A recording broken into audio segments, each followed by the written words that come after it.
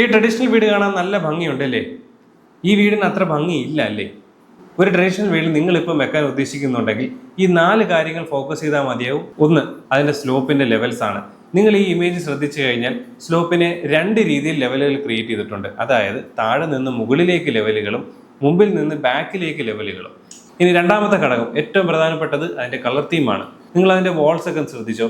അതിനകത്ത് ലാറ്ററൈറ്റ് ഷെയ്ഡുകൾ കാണാം, of white കാണാം, അതുപോലെ തന്നെ വുഡൻ എലമെന്റ്സ് കാണാം.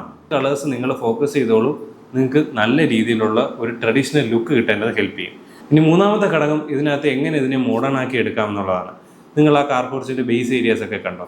പല ലെവൽ ഡിഫറൻസിൻ്റെ കൂടെ ആ സ്റ്റെപ്പ് കയറി വരുമ്പോൾ ആ സ്റ്റെപ്പിൻ്റെ ഡിസൈൻ കണ്ടോളൂ. സാധാരണ രീതിയിലുള്ള 30 സെൻറ്റിമീറ്റർ സ്റ്റെപ്പല്ല, വീതി കൂടിയിട്ടുള്ള നല്ല ഭംഗിയുള്ള ഫ്ലോട്ടിംഗ് സ്റ്റെപ്സ് അതിനകത്ത് സ്ട്രിപ്പ് ലൈറ്റ്സ് കൊടുത്തെടുത്തിരിക്കുന്നതാണ്. നാലാമത്തെ കാര്യം, ട്രോപ്പിക്കൽ ലാൻഡ്സ്കേപ്പ് ആണ്. നമ്മൾ ജീവിക്കുന്ന ഒരു ട്രോപ്പിക്കൽ എൻവയൺമെൻ്റ് ആണ്. ആ ട്രോപ്പിക്കൽ എൻവയൺമെൻറ്റിൽ ഇത്തരത്തിലുള്ള ചെടികളെ നമുക്ക് ഇൻകോപ്പറേറ്റ് ചെയ്യേണ്ടതുണ്ട്. അതല്ലാതെ ഇമ്പോർട്ടഡ് പ്ലാന്റ്സ് ഒക്കെ കൊണ്ടുവച്ച് കഴിഞ്ഞാൽ, അതല്ലെങ്കിൽ പാമൊക്കെ ഒരുപാട് പേര് വെക്കാറുണ്ട്, അതൊക്കെ നമുക്ക് നിർത്തിയിട്ട് നമ്മുടെ നാട്ടിൽ സൂട്ടബിൾ ആയിട്ടുള്ള ചെടികൾ വെക്കുക, നല്ല ഭംഗിയുണ്ടാവും. ഇത്തരത്തിൽ 4 കാര്യങ്ങൾ മാത്രം നിങ്ങൾ ശ്രദ്ധിച്ചു കഴിഞ്ഞാൽ ട്രഡീഷണൽ എലിവേഷൻ ഉണ്ടാക്കുന്ന ഒരാൾക്ക് നല്ലൊരു എലിവേഷനുള്ള വീട് ക്രിയേറ്റ് ചെയ്യാൻ പറ്റും. പുതിയതായിട്ട് ഡിസൈൻ ചെയ്യാൻ ആഗ്രഹിക്കുന്ന ഒരാളിലേക്ക് ഈ വീഡിയോ അയച്ചു കൊടുക്കൂ. അടുത്ത വീഡിയോയിൽ കാണാം.